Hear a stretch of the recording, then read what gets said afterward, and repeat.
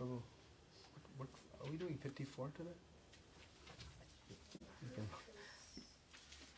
Where is it? We did 48 last week. We did 48 last time? Or 47?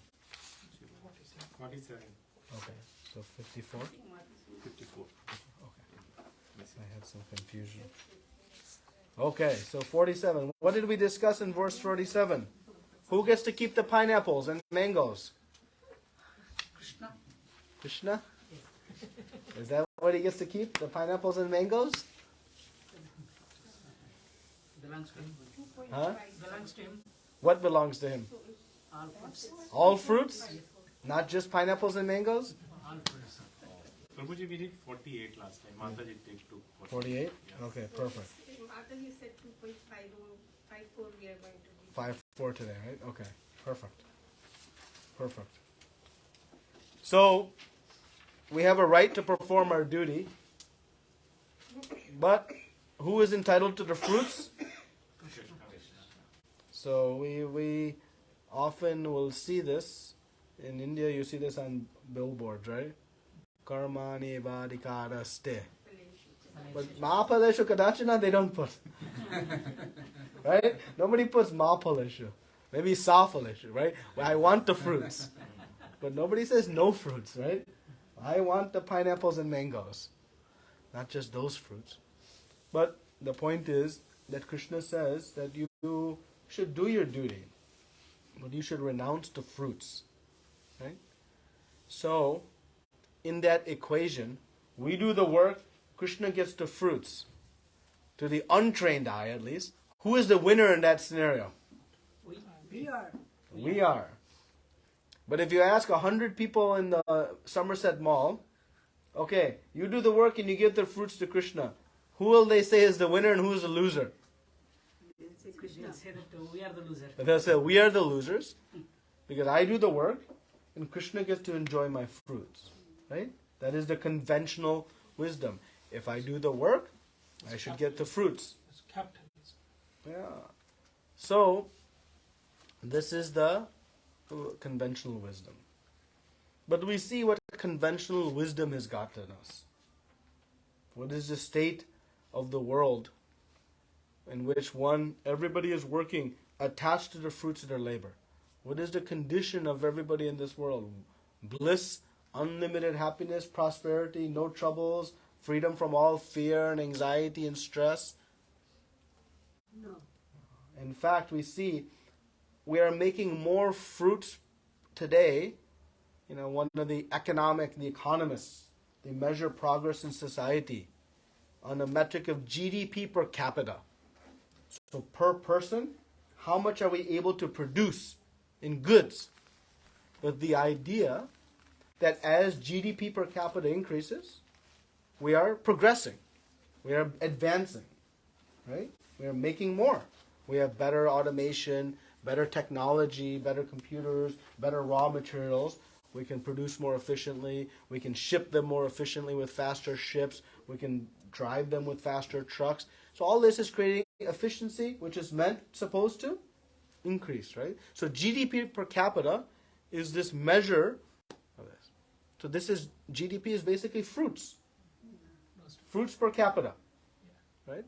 And when we work, we say these are my fruits per capita. But if we measure mental health per capita, is that growing in line with GDP per capita? No.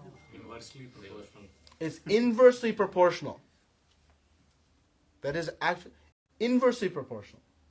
As this so-called economic measure increases, we see mental health is declining. So, no matter how much we acquire more fruits, our happiness is not going to increase. So Krishna is saying, listen, stop attaching to the fruits. Because attaching to the fruits is causing all kinds of issues. Reactions, bondage, karma, greed, lust, anger. All of these things that nobody wants.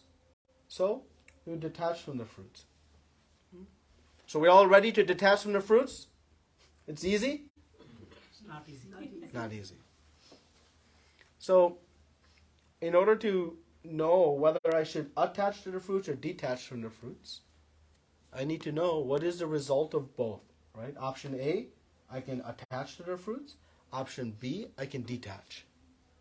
And whose decision is it going to be whether I attach or detach? Ours. And so we'll make that decision based on what criteria? How are we going to evaluate between these two options? How are we going to compare these? Who is the end winner? Who's the end winner? What's better for me? Right? What's better for me? Attaching to the fruits or detaching from the fruits? So that is how we'll make that decision. So we know already the outcome of attaching to the fruits. That we have been doing our whole life. That we know the outcome of that. That result we have seen unfold before our eyes. Now we are trying to understand what is the position when we detach from the fruits. Right? So Krishna is telling you detach to Arjuna. Because Arjuna has asked Krishna in the beginning of this chapter to do one thing. What did he ask of Krishna? Tell me what is the best for me. Yes. He said, tell me what is best for me. He didn't say, Krishna, you fulfill my desire not to fight this war. He didn't say that. He was intelligent. He went to Krishna and said, listen, what I think is best for me, I know is not proper. But I know, Krishna, you being my eternal Father, you know what's better for me than what I know. Just like in a household, who knows what's best for the child? Father and mother or child? Father and mother. Always. Right? We are children. We are children in consciousness. So Arjuna showed us very importantly, best way to approach Krishna, not to go with our laundry list of all the things that we want, but instead say, Krishna, you tell me what's best for me. And so Arjuna was very, very intelligent. So Krishna has spoken here that what is best for him? Ma phaleshu kadachana. You renounce the fruits. Okay? But still, we want some evidence and some proof. So Krishna has been speaking since then. And in the 53rd verse, he says, what is the result of one who is detached from the fruits? So he says, when your mind is no longer disturbed by the flowery words of the Vedas, and when it remains fixed in trance of self-realization, then you will have attained divine consciousness. So this divine consciousness is this unending blissful state of mind, where the mind is free of all disturbances, all fear, all anxiety, all stress, is fully satisfied. And this is this divine consciousness. How many of us would like to have divine consciousness? We're all looking for it. Right? And let's remember, Arjuna at the beginning of this chapter, was he in divine consciousness? No. What was his state of mind? Turbulence. Turbulence, confused, right? Fear. He was completely disheveled. So much so, he had to sit down and he let go of his Gandiva bow, which he never does. So he was in a really strong state of disturbance. And so Krishna is now saying, he's been preaching, educating, don't be disturbed by the flowery words of the Vedas. Go for a higher truth. Go for a higher opportunity. And here he says now, when you are fixed in self-realization. Fixed in self-realization means, I know I am not this body. I am spirit soul. And when I know I am not this body, I am spirit soul, then my activities are performed for the benefit of my soul or body? Soul. Because that's who I am. But I ask 100 people in the mall, are you working for your soul or body? They'll tell me, body. They won't even think. They'll say, what are you, a fool? What is the difference? What is the difference? There is no difference. Eat, drink, be merry. This is life. Right? So, Krishna is explaining that this self-realization, the fixed in that. Not just casually, oh, I'm not this body, I'm spirit, soul. That we've known from day one of Bhagavad Gita. But actually becoming fixed in that realization, then one achieves divine consciousness. Right? So, Krishna has spoken this. After spoken, detached from the fruits. You do your work, detached from the fruits. A somewhat controversial statement, at least it's controversial in the materially minded individual. Now he is explaining, this is how you're going to achieve the perfect state of mind. Full bliss and happiness, which we all want. So now let's see, how does Arjuna respond to this statement? So let's read verse number 54. Arjuna said, "O Krishna, what are the symptoms of one whose consciousness in thus merged in transcendence? How does he speak, and what is his language? How does he sit, and how does he walk?" Okay. And purport? Purport by Srila Prabhupada ki. Jai Ho. As there are symptoms for each and every man in terms of his particular situation. Similarly, one who is Krishna conscious has his particular nature, talking, walking, thinking, feeling, etc. As a rich man has his symptoms by which he is known as a rich man, as a diseased man has his symptoms by which he is known as a diseased, or as a learned man has his symptoms, so a man in transcendental consciousness of Krishna has his specific symptoms in various dealings. One can know his specific symptoms from Bhagavad Gita. Most important is how the man in Krishna consciousness speaks, for his speech is the most important quality of any man. It is said that a fool is undiscovered as long as he does not speak, and certainly a well-dressed fool cannot be identified unless he speaks. But as soon as he speaks, he reveals himself at once. The immediate symptom of a Krishna conscious man is he speaks only of Krishna and of matters relating to him. Other symptoms then automatically follow as stated below. How is a fool revealed? When he speaks. Isn't it true? Isn't it so true? We see someone looking, wow, and we like, oh, they look wonderful, perfect, and then they speak. Oh, was not expecting that. So Prabhupada is guiding us, right? So what is Arjuna done here? What is Arjuna doing in this verse? He's asking how will be the divine consciousness. He's asking about this divine. Why do we think he's asking about that? Think back to his position where he started and think, what do you think his perspective is in this verse? He's trying to understand his status. Yeah. Because do you think he wants this divine consciousness? Yeah. Do you think he wants it kind of casually or very badly he wants it? As he wanted. Badly he wanted. Because think,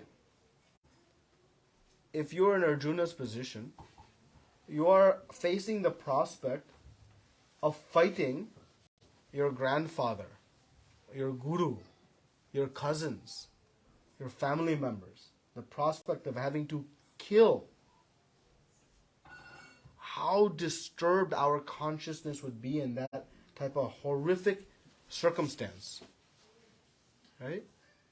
So Arjuna is in a very tenuous emotional state faced with these prospects. So has Arjuna asked any questions yet? Prior to this verse? Must have asked why should I kill my own family people? Actually, he has not even asked that yet. He has made statements that why I should kill, but he has not asked.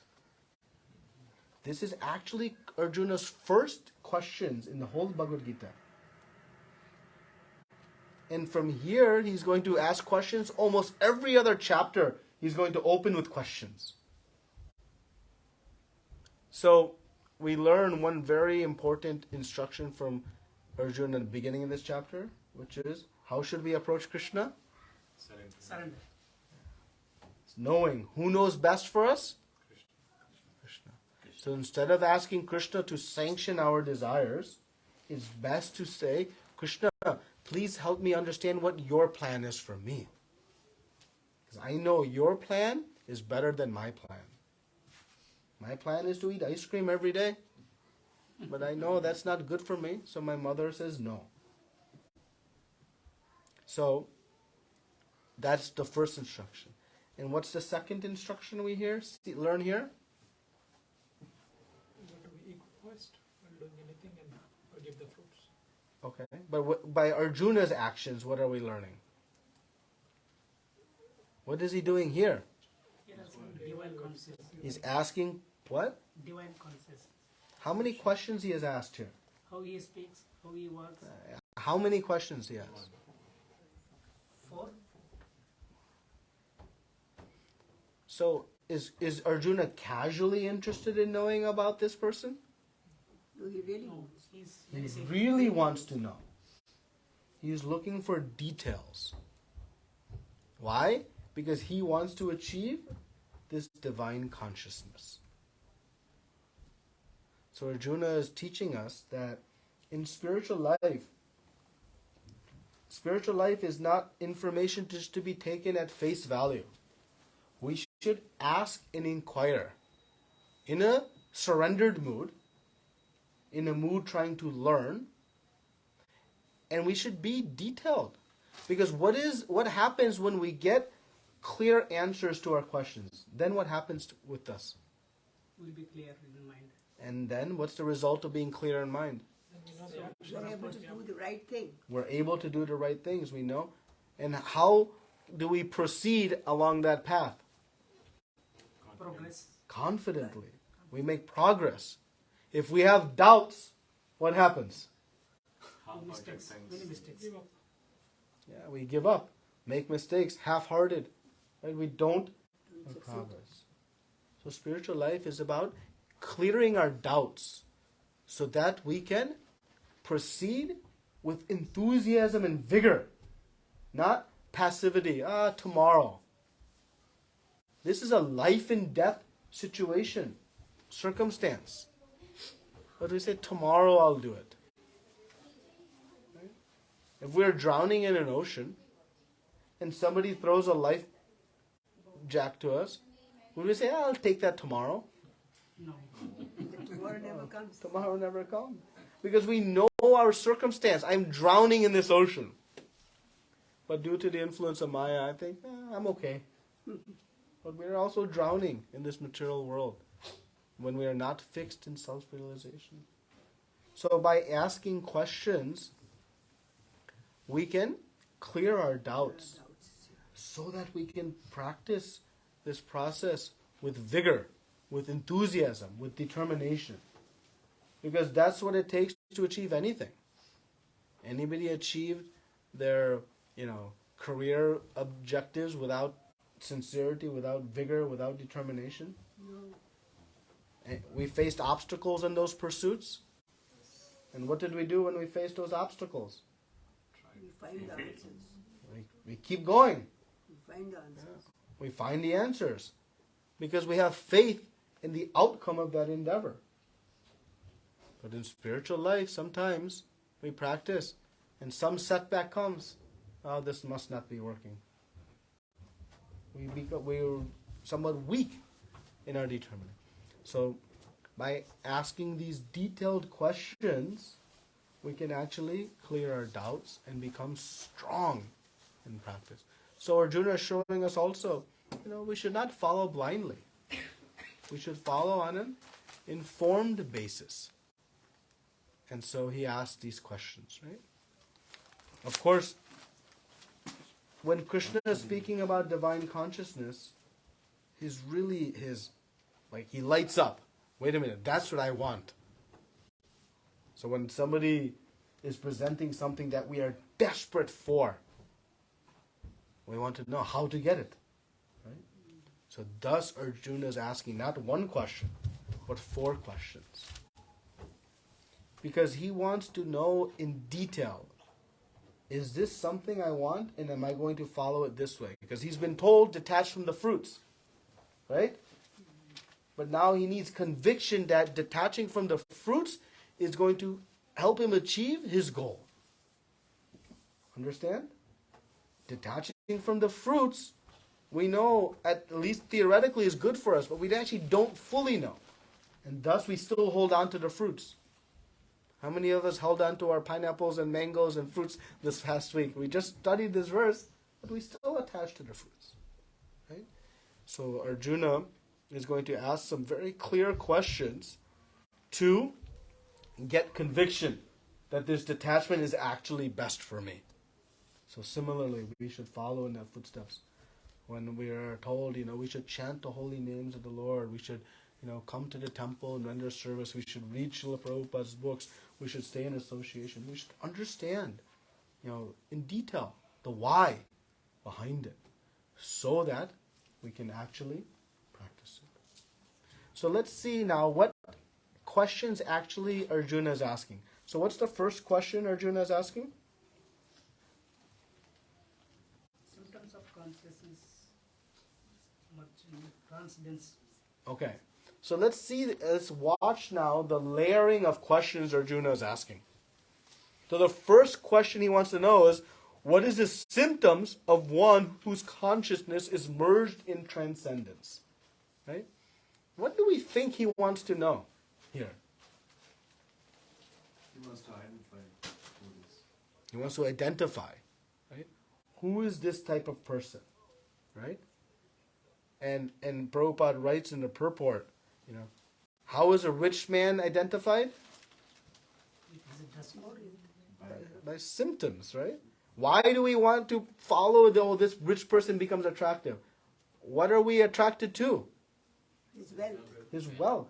And the things that bring we're not attracted to the wealth in the bank account, because that we can't see. What are we attracted to? All the paraphernalia. All the paraphernalia, right? The cars they drive, the house they have, the clothes, the way they carry themselves. That's what attracts us and inspires us to follow in that footstep, right?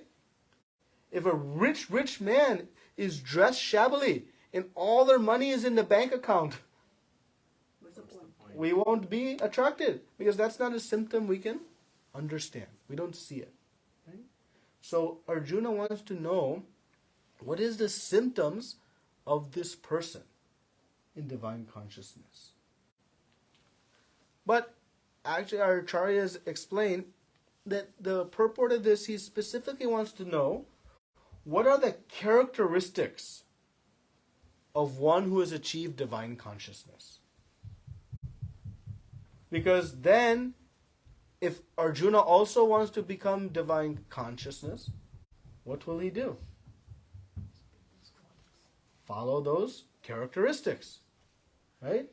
If I know the characteristics of a rich person, and I want to be a rich person, then I have the blueprint, the formula, how to achieve it, right? So Arjuna's first question is really brilliant and precise.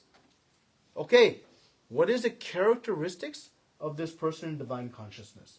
So I have the map of how to achieve that same position. Just like if I ask what the character of a rich person, I might see hardworking, determined, intelligent, whatever it's these characteristics, then I'll try to follow those.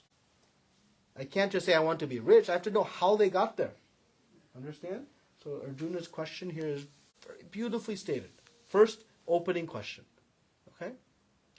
But that is giving us how to achieve divine consciousness. But still, we want to know a few more things, right? So let's see. What is Arjuna's next question? How does he speak? How does he speak? So do we think Arjuna wants to think, does he speak really fast? Does he speak really slow? Does he have an accent? Does he speak in this tone or that tone? What does Arjuna want to know? How to find those characteristics, how to become like that. Okay, so how to become like that? What else? Any other ideas? What do you think Arjuna means by how does he speak? So that he can also understand and speak in the same manner. So he can understand and speak. So he's trying to follow in the footsteps. So understand that person. Yeah. Very nice. We wanted to understand the context of what he is speaking and the kind of language they are using. Okay. So the context of what he's speaking and the kind of language he's using. Yeah. This one's a little tricky. It's not so clear. Yeah. What is the content of what they speak? The What- truth is being spoken versus something foolish. Okay. So whether something intelligent is being spoken or not. What is the content of their talk? What is the content of their talk? He's trying to figure it out. How did that person got the self-realization such, so that he can be the same kind of a guy with peace and harmony. Okay. So we're getting closer now. But let's get to the core of it. When Arjuna asks, how does he speak? Arjuna wants to know something very important. Because what are the characteristics of someone who is in divine consciousness? Krishna is going to tell in the next verse. But Arjuna kind of knows already. There are two characteristics of one who is in divine consciousness. First characteristic, complete, no material sense desires. They have no material sense desires. Zero. Now immediately we think, no material sense desires, I must be miserable. Right? But that is actually the characteristic of one. They're 100% no material sense desires. And the second characteristic is they are fully happy. So that one we can relate to. We want to be fully happy. But not having any material desires, Krishna, I have had millions of material desires in just this lifetime. How that cannot be good for me. Right? So Arjuna wants to know something. That to have no material desires, it means that one must be really controlling their senses. Tightly controlling their senses.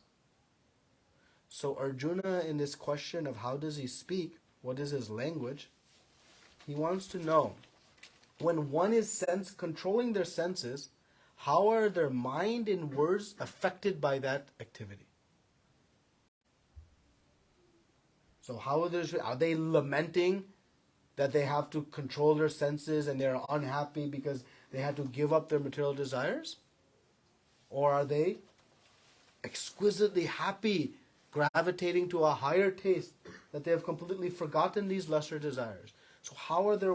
Because if they are agitated, if they are unhappy, how it will come out? They'll be angry. But how it will come out and we'll see it?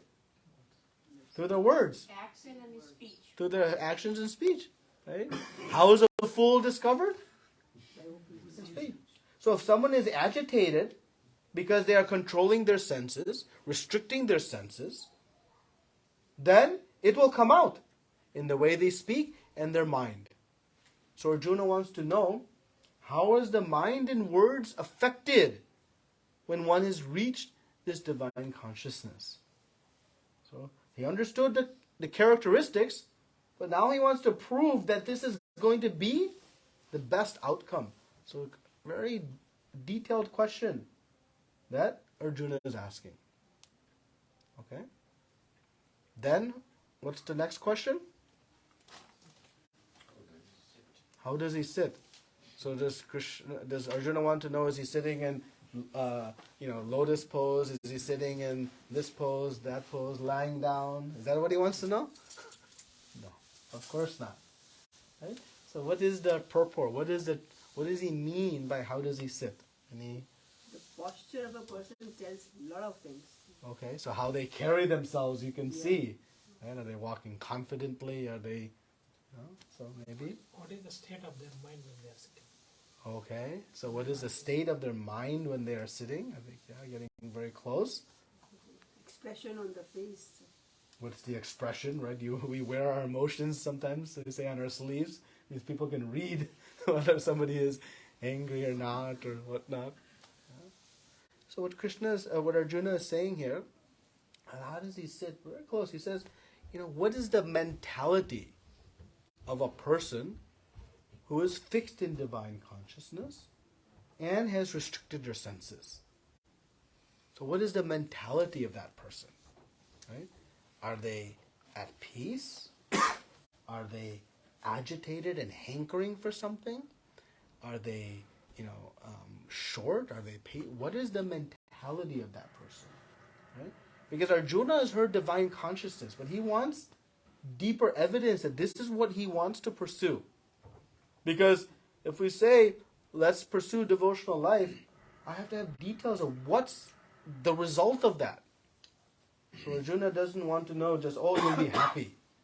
He wants to know, how are the mind and words affected by this process?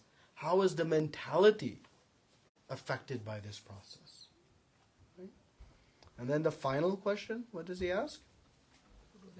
Walk. So does he want to know, does he walk fast? Does he walk slow? Does he walk with a stick? With what conviction do they go ahead in the life? Okay, so what type of conviction do they have? Maybe? What else? What other... These are guesses. We don't, unless you've read this, you don't know for sure. But what else do you think possibly Arjuna wants to know?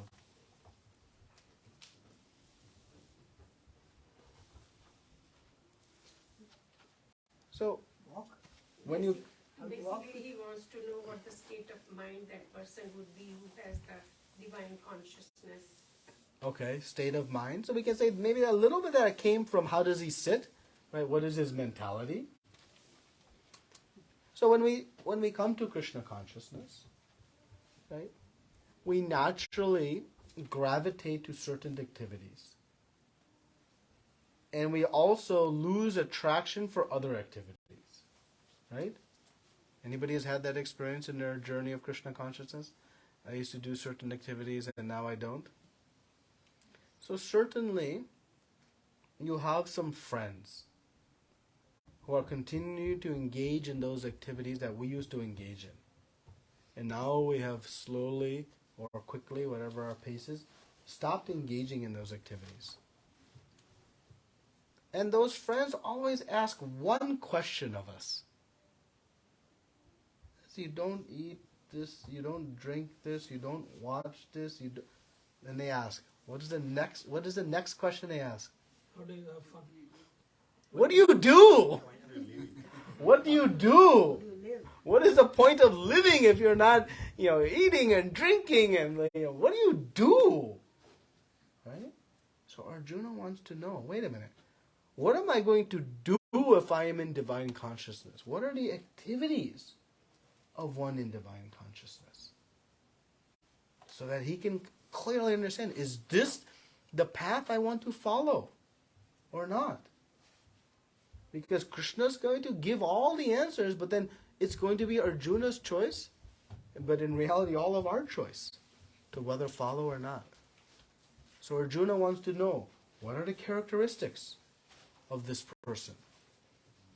How is the mind and the words affected by the process of controlling the senses? How is the mentality affected? And ultimately, what do they do? So that he has a clear picture of, is this the path I want to follow? So this is the depth of questions Arjuna is asking.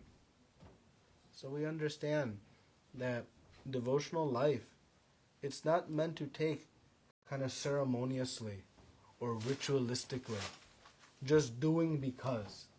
Because when we do just because, as somebody said earlier, we are half-hearted. We want to become full-hearted. Right? How did we have enthusiasm and determination to, pursue our education, get that piece of paper? Why we worked so hard for one 8.5 by 11 piece of paper? You ever wonder that? We worked so hard for this little piece of paper. Actually, now they even make them smaller.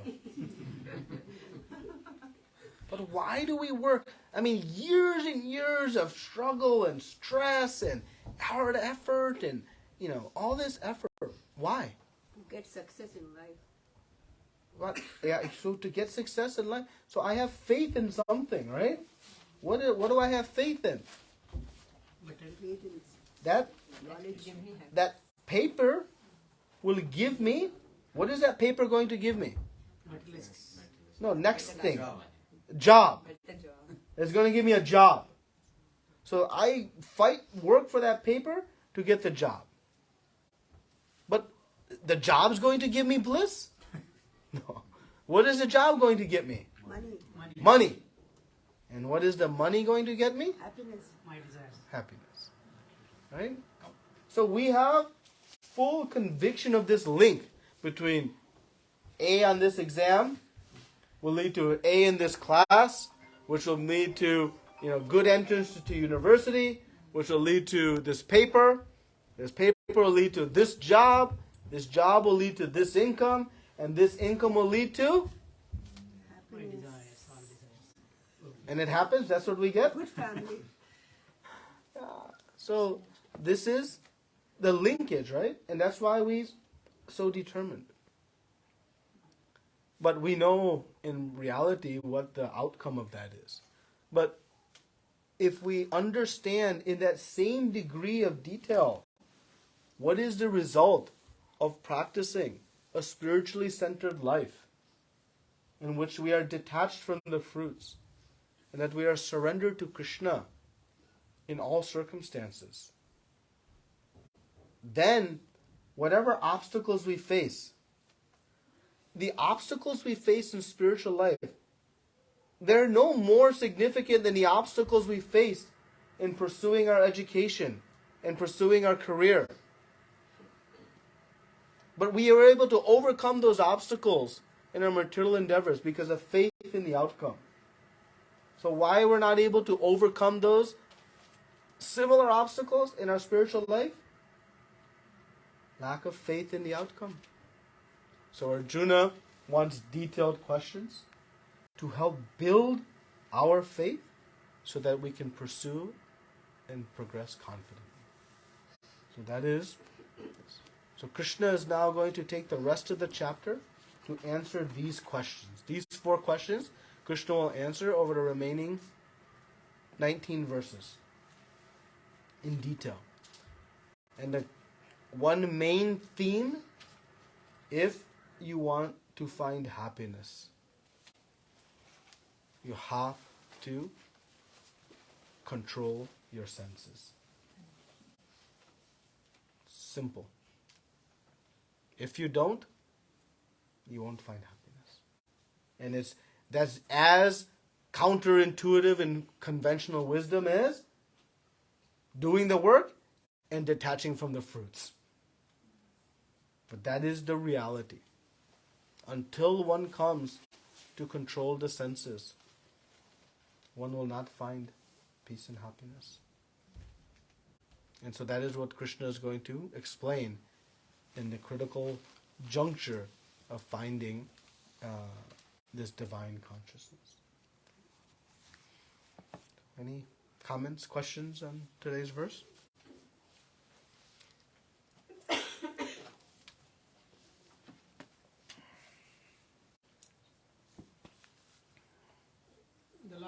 The last 3 lines of the paragraph. The immediate symptom of a Krishna conscious man is that he speaks only of Krishna and of matters relating to him. Other symptoms then automatically follow as stated. What do you mean by that? Yeah, so Krishna in the next verse is going to describe the symptoms of this person, the characteristics, being fully detached from all material desires and being fully engaged in happiness in spiritual life. And then it's going to talk about, one not being disturbed by the different temptations of the senses, one being equipoised and in equanimity. So all these different symptoms, these are the other related symptoms that will be described in the coming verses. So that's what Srila Prabhupada means. But the perceivable, you cannot see if somebody is materially detached by the color of their dhoti, or how straight their tilak is, or how shiny their bald head is. That doesn't determine one's attachment or detachment. But you can see by where their mind and words gravitate to. Because our mind and words gravitate to that which we are attracted to. Right? The businessman, what is he always speaking about? Business. Money. In his business. Right? The sensual man or woman, what are they always talking about?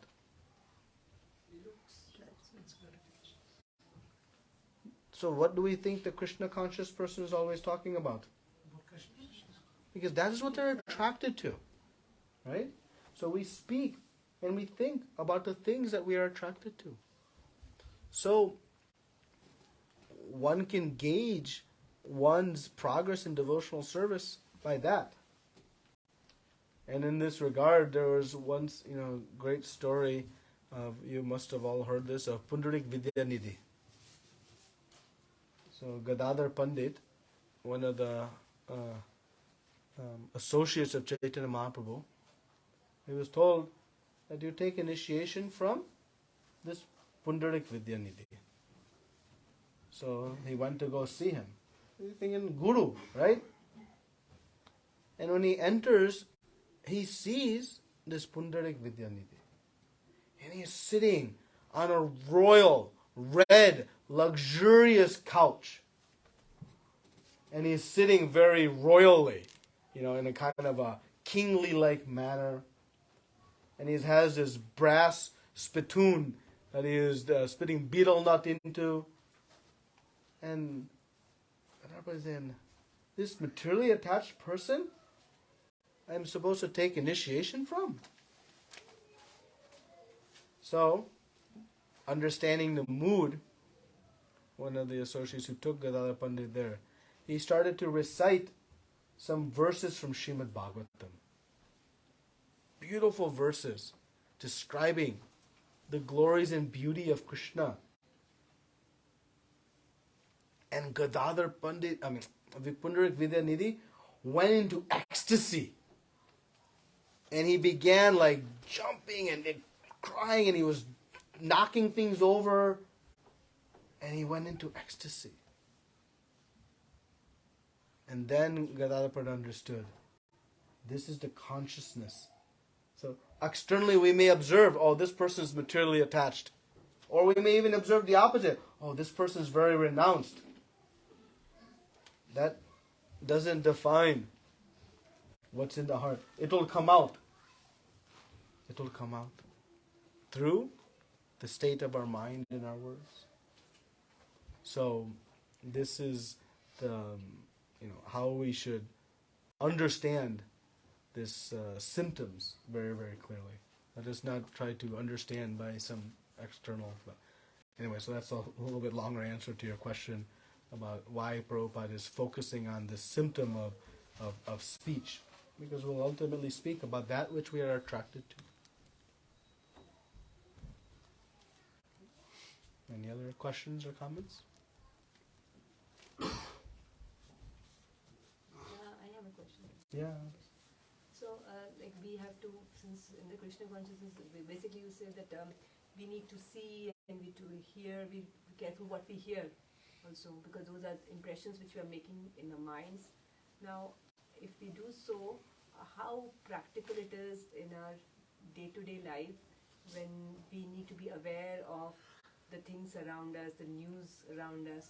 We kind of many times it so happens that we personally don't get to know many things. I come to know from others, and that's kind of national thing. And okay, you did not know this.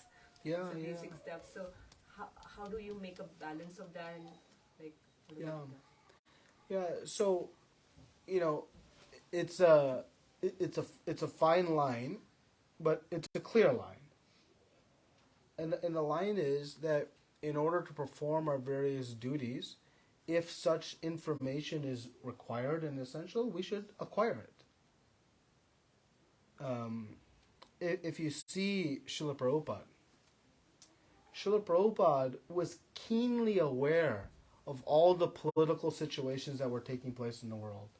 He was keenly aware of the war and the anti-war movement that was rampant in the U.S.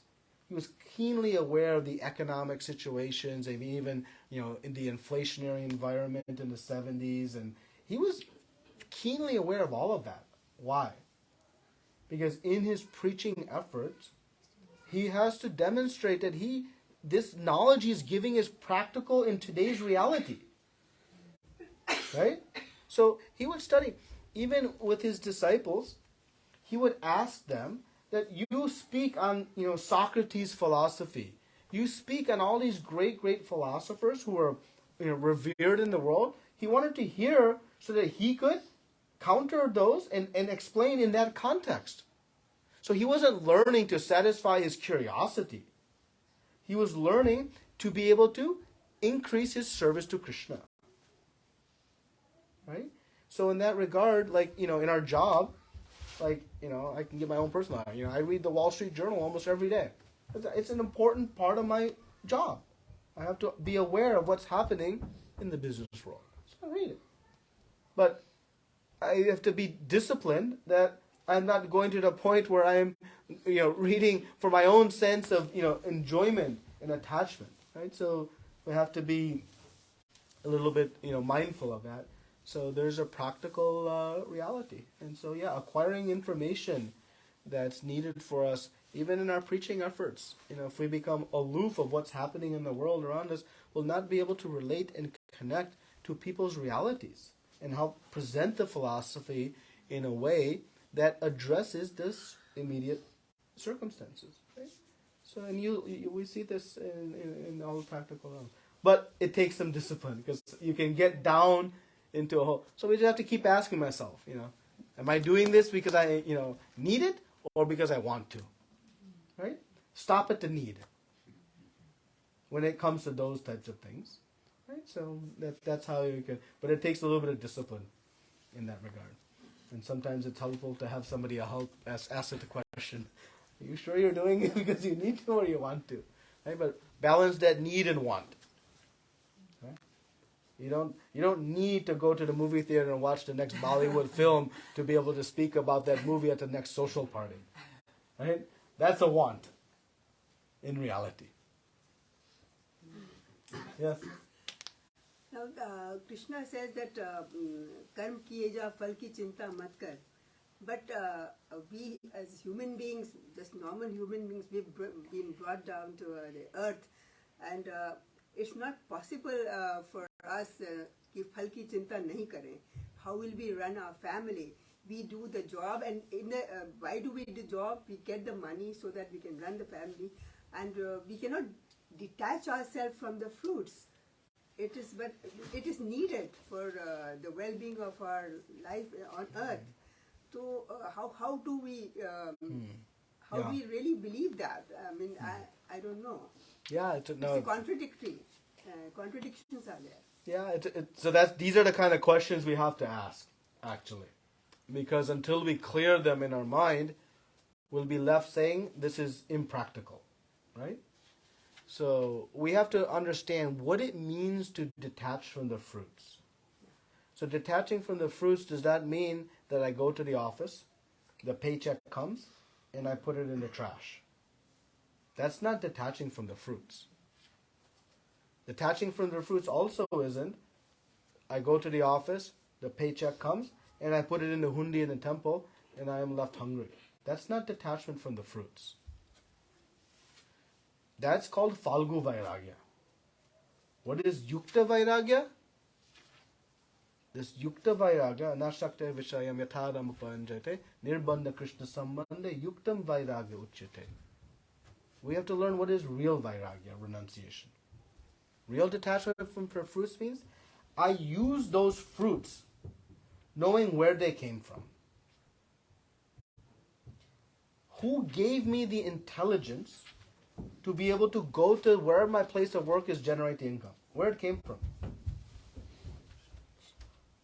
without Krishna's giving the sunlight, rain, and fertile soils to provide foodstuffs, how I'll fuel the body to be able to go to the office and make those fruits?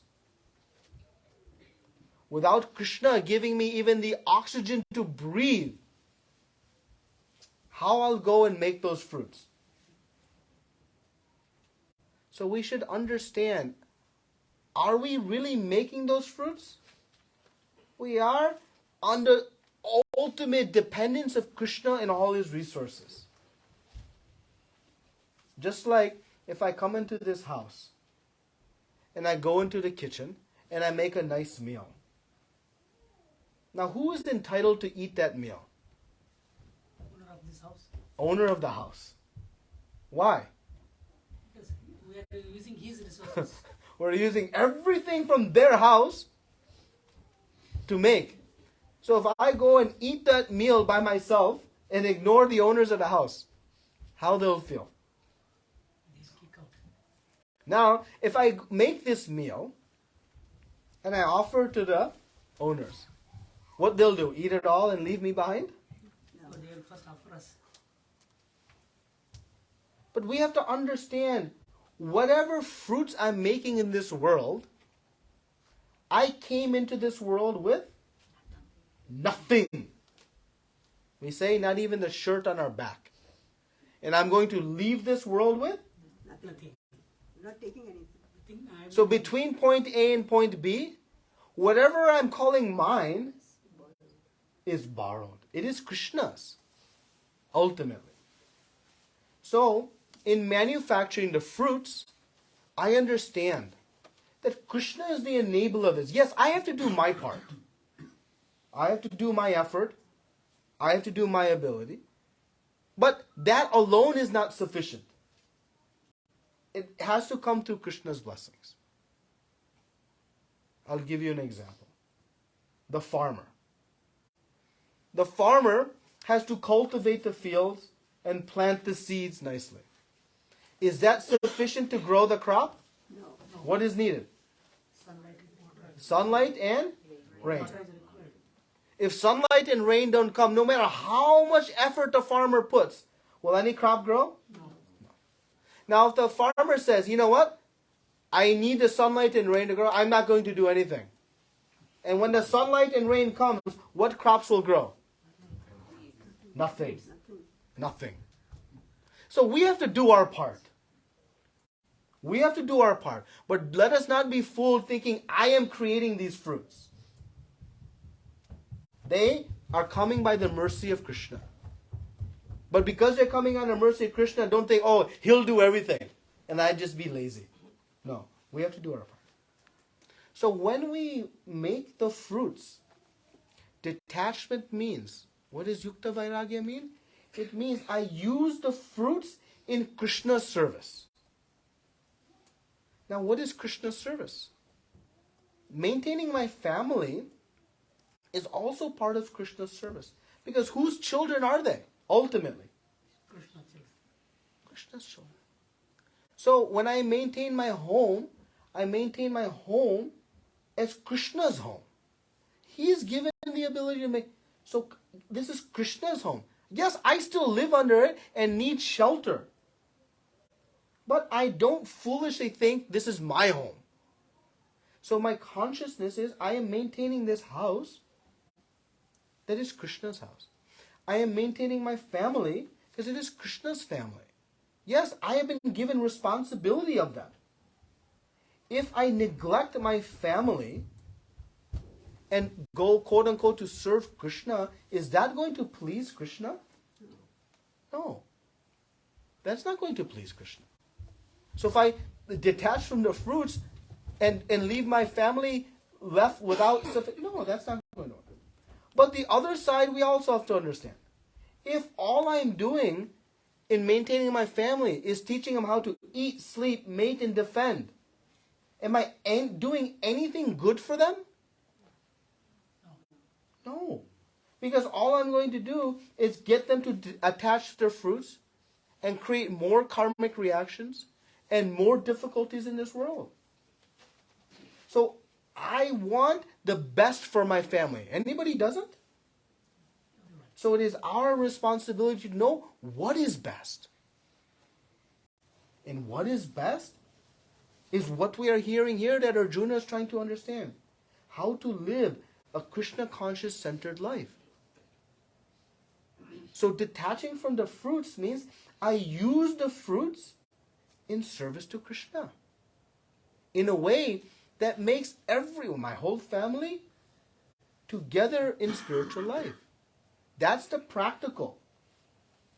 What's not practical, or I can say not intelligent, is to recognize that yes, I came in this world nothing, I'm leaving this world nothing, yet all these fruits I'm going to use, and I'm going to use to maintain my family so they can eat, sleep, mate, and defend nicely. That's not practical, that's foolish. I'm sorry, I'm not going to sugarcoat it. Because what is that doing? It is just giving them more and more difficulty. So this is the practical reality of how to detach from the fruits. So detaching isn't taking the check and putting it in the trash, nor is it putting it in the hundi. It is an understanding how to.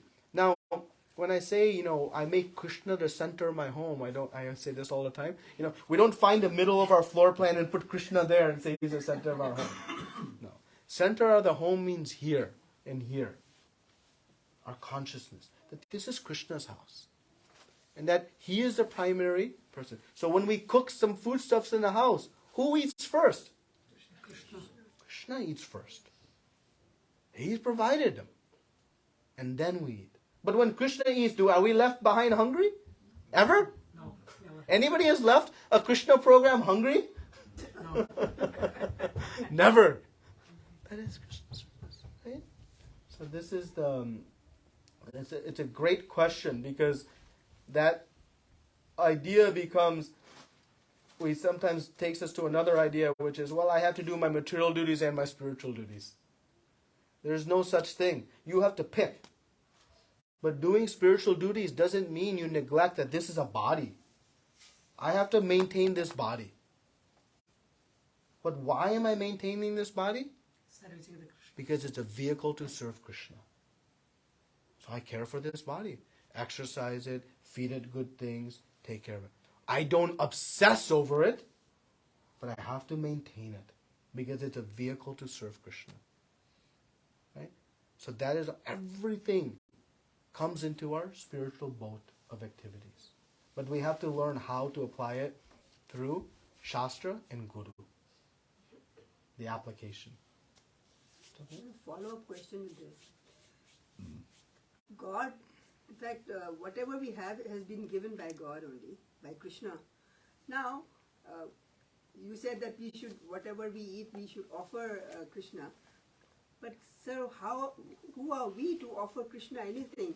He is the one who is giving us everything, what we have. He is the one who is giving us everything. Who are we to give him and offer him food? He is the one who is giving us food down here. Yeah. I mean, who are we? You're right. Who are we? Right? We cannot actually offer anything of value to Krishna. But remember, when our child, when they are young, in the home, they make some nice card, they make some nice artwork, some nice something, right? Whose resources are they using to make that? Parents, in the home. Parents. When the child with love offers that thing to parents, does the parents think, oh wait, you used my pencil, my paper, my this, my that to give me? No. They are pleased by the love, the thought that went into it. Do they look at it, oh, you colored outside the line, you did not shade this properly, you cut this way? No. Even the imperfections don't register. What registers is the love that went into it. And that is why Krishna says, Patram pushpam phalam toyam yo me bhaktya prayachati. He says, you offer me a leaf, a fruit, a flower, a water. He says, all fruit, all leaf, all water. A means one. Doesn't have to be. But he says, Yome bhaktya prayachati, with love and devotion. Then I will accept it. So Krishna is accepting our love. Yes, he doesn't need our chapatis. He'll not go hungry without our chapatis. We need to offer for our own purification. So we should have that humble mood. Who am I to offer something to Krishna? But still, I do. Because that is my opportunity. And whatever offering I have, we should not become proud. Oh, this is the best offering. Krishna will surely enjoy this. No, Krishna has many wonderful cooks. But still, like a child, when gives something with love to mother and father, they accept it regardless of anything. So that is how we should. So it's a very nice concept. We should understand, who am I to offer something to Krishna?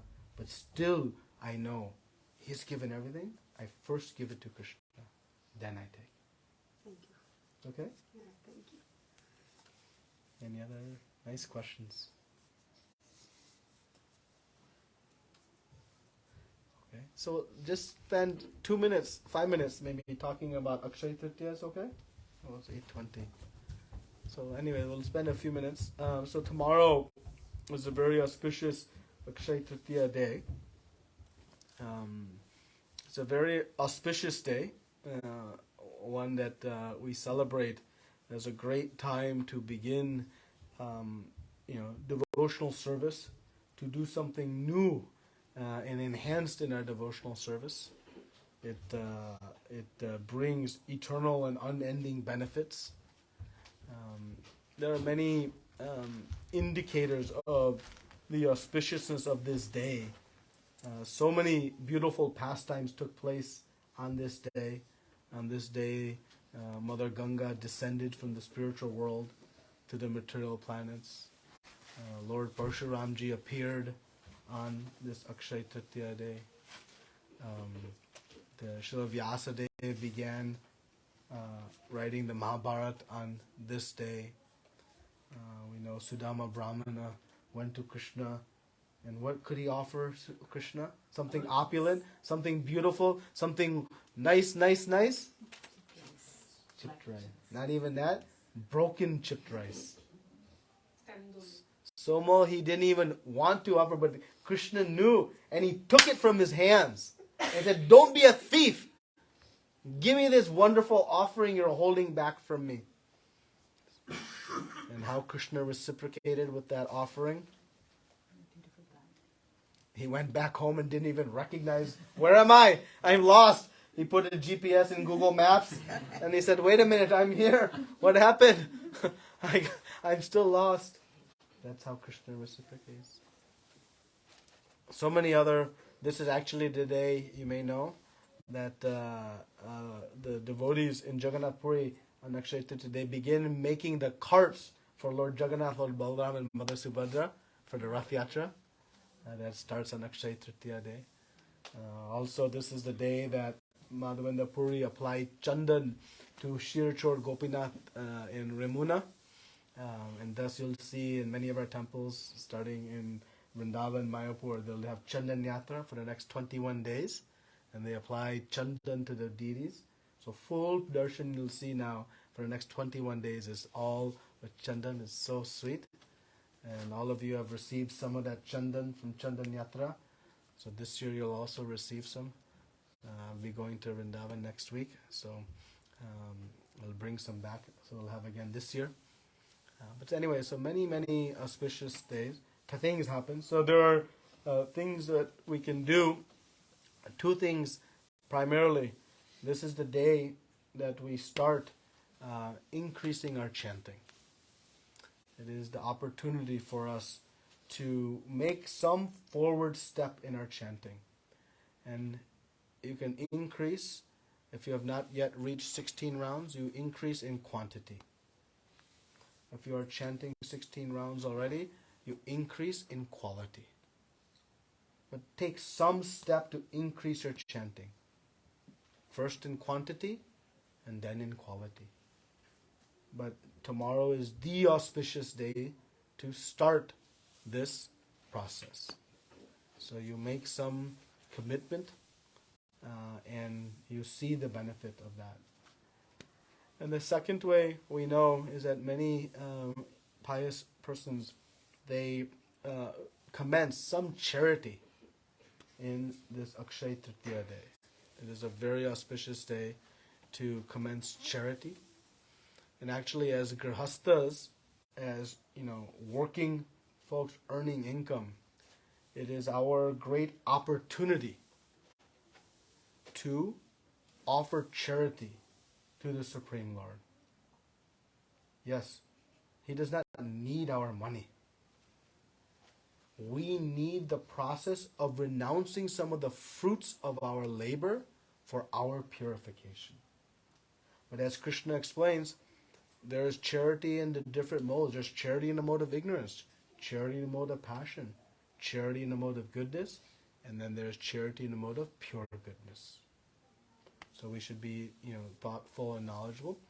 And so, keeping in line with the advancement in technology, because we are not able to go every day to the temple and offer some fruits to Krishna, to offer some flowers to Krishna, to offer some nice sweets to Krishna, to offer something to Krishna, we have an opportunity to still offer something every day. Because every day, are we living on Krishna's mercy? Or just on Sundays? Every day we are living on Krishna's mercy. So we have this AMDP program, this automatic monthly donation program. It is a very nice program in which you can monthly donate to the temple on an automatic basis, and the key is filled. Yeah. It's nicely done because it is on an automatic basis, and that automatic basis has one sort of feature that is very powerful for us, is that we are committing to donating to the temple every day.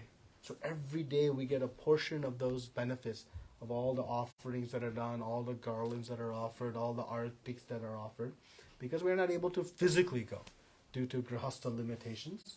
So this is a great opportunity that we should all participate. And also for some of you who have older kids who are working, they should also participate. Even going $1 a month, no problem. $2, something even, but something that we renounce the fruits of our labor, the fruits of our work, according to our capacity. It is our greatest benefit. And tomorrow is the day to start.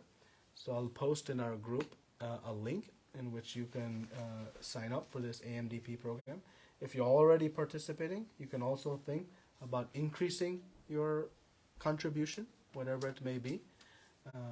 So many devotees this year and last year, due to the inflationary environment, have helped support those rising costs by also increasing their participation.